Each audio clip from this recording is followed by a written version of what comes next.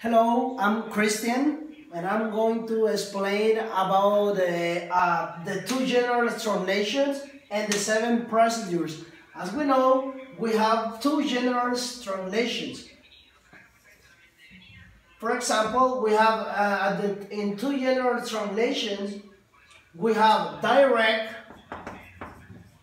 translations, and the other one is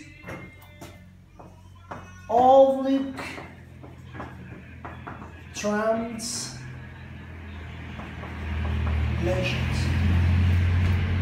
Two general translations. So we have direct translation and obligate translations. In this we have different categories. So in this we have borrowing, we have calque, and also we have literal translations. And then in this part we have modulations,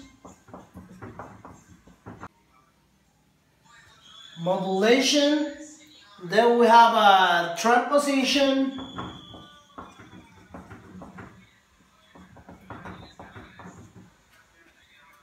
equivalence,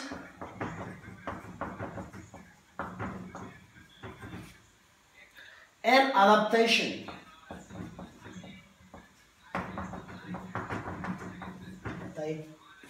And I'm going to explain transpositions, modulations, equivalents, and adaptations. And my partners is going to explain what is borrowing, calques, and literal translation. Borrowing. Borrowing is the idea taking the word from the source language and maintaining is the target language. For example, Margarita tortillas spaghetti. In the sentence, I eat spaghetti and tortillas with my family at night. In Spanish is yo como espagueti y tortillas con mi familia por la noche.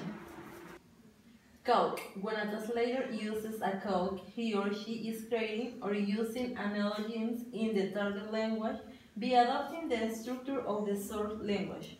For example, the flea market in Spanish is mercado de pulgas.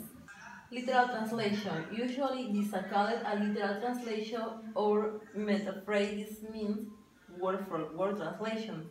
Issuing a text in the target language which is as correct as it is idiomatic. For example, the girl is sick. In Spanish is la niña está enferma. Okay, continue with this video. I'm going to explain first of all the oblique translations. I'm going to explain the number one. This transposition. What is transposition? This is the process where part of the speech change their sequences when they are translated. So, for example, it involves, in other words, it involves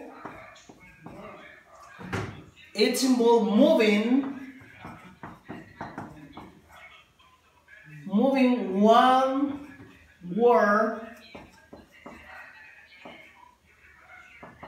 from other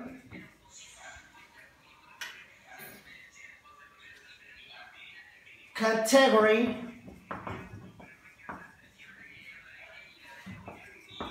without changing the meaning.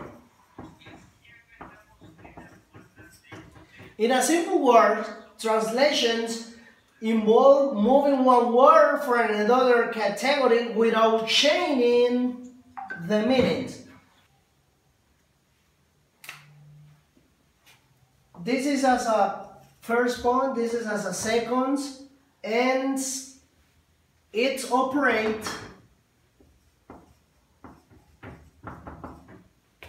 in a grammatical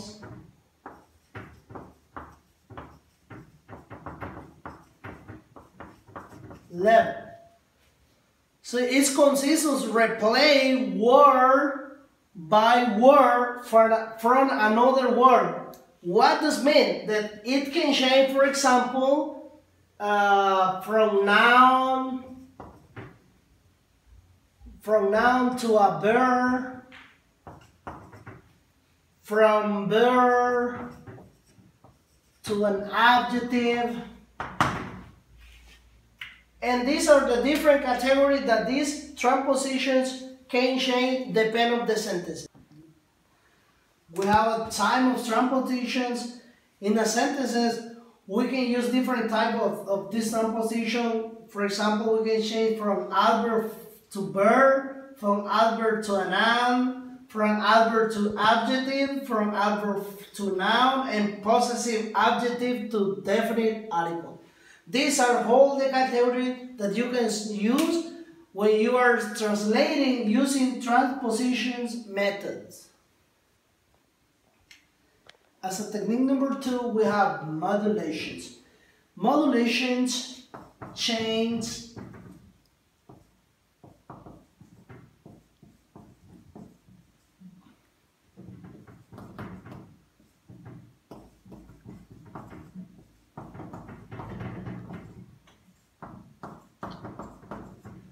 modulation change the semantic or end point of view of the source language.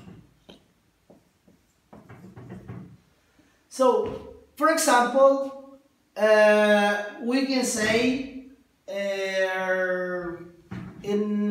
it's not difficult to do. So literally we can translate it, no es difícil de hacer. But using modulation technique, we can say es fácil de hacer. So in this case, we are talking about the change in semantic or point of view. In this case, it's not difficult to do. Literally translated, no es difícil de hacer. But using this technique, we can say es fácil de hacer. So in other example, and we use in a daily in our life, you say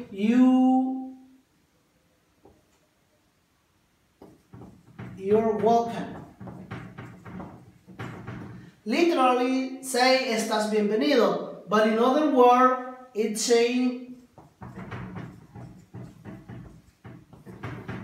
this is the translation for this. So in other words, also we can use phrases like, for example, don't judge the book by its cover. It means that no juzgues a la persona por tu apariencia, and we can use other phrases like this. As number 3, we have equivalence, and it's conveyed the same idea while having different style. And this method is similar to modulation, but in this method we can use, and this method is ideal for use idiom. For example, when it's raining so heavy, we can say expression like it's raining having dog.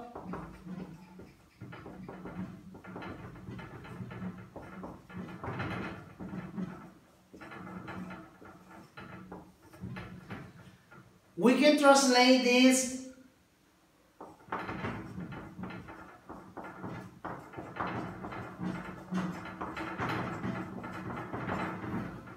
it's raining cat and dog. So we can translate está lloviendo fuerte. So in other words, for example, I can say you are a couch potato. Couch potato means you are one person that don't like to do something. Eres una persona que no le gusta hacer nada, una persona haragana, couch potato.